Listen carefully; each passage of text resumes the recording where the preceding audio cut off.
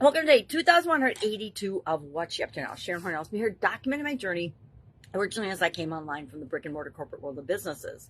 And today created a couple of pieces of content, both around the topic of growth and growing our business for Supersize Your Business, and growing in our personal life in this year's Let's Grow annual challenge. We're doing one thing every day to grow in different areas and aspects of our life.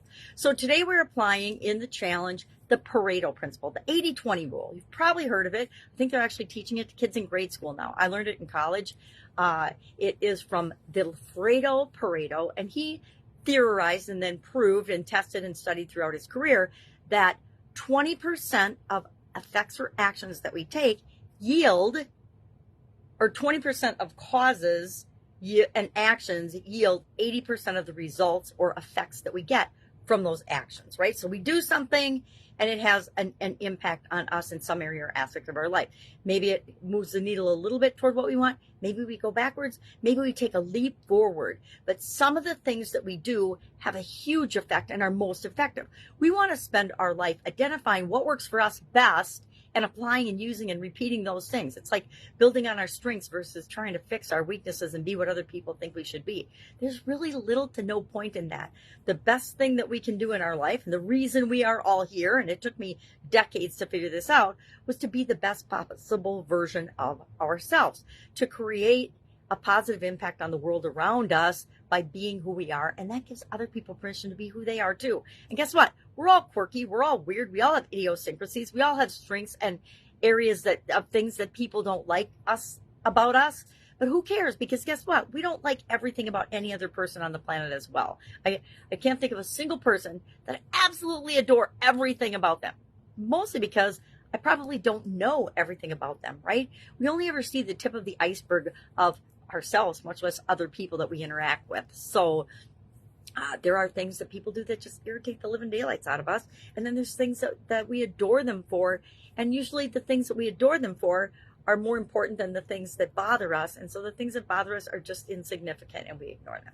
So the second topic that we talked about today in today's content creation for Supersize Your Business, for female entrepreneurs, but just for entrepreneurs as a whole and small business owners and big business owners, was we're talking about the top 20 supersizing your business strategies. Top 20 strategies in my 5 decades of business experience that have helped me grow my businesses and people that I interact with and work with grow their businesses as well. And by supersizing, I mean supersizing, super growing them, not just growing them a little bit, like 5 to 10% a year. I'm talking exponential year over year growth.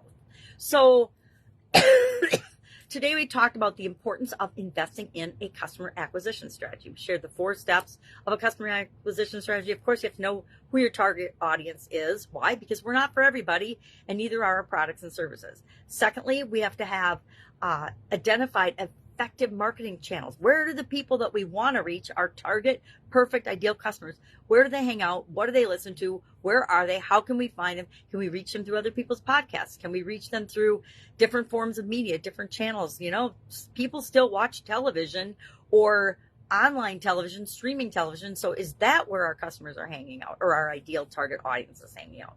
Then we want to focus step 3 on conversion optimization. How do we take those people once we get their attention and turn them into paying customers for our products and services? And then finally, customer relationship building, because guess what?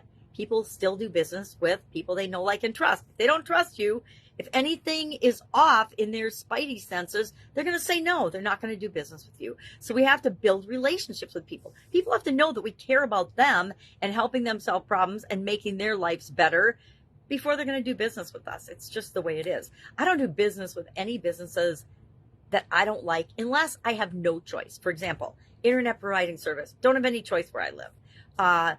Waste pickup, garbage, trash delivery. Don't have any choice of who I use. It's defined by the municipality that I live in. And so those things, I do business with those businesses whether I like it or not, because I don't have another choice available or another option. I guess I could find a dump to take my own trash to, but that is not ever going to happen. So that is a couple things that I'm thinking about and talking about today.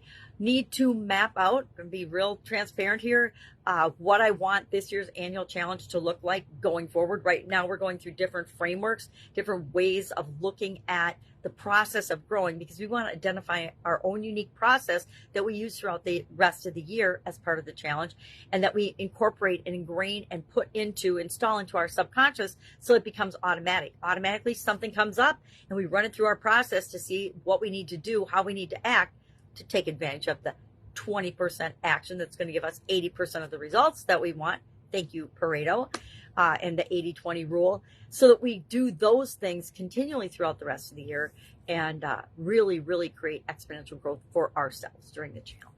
That's it. If I can help in any way, ask. You can always leave a message here on this video if you happen to be seeing me live. Otherwise, I'm pretty easy to find. You can just Google me and find me and send me a message, or ask a question under the video, or ask a question in any of the groups or other places that I show up. That's it. Have an awesome day, and I'll, of course, be with you tomorrow.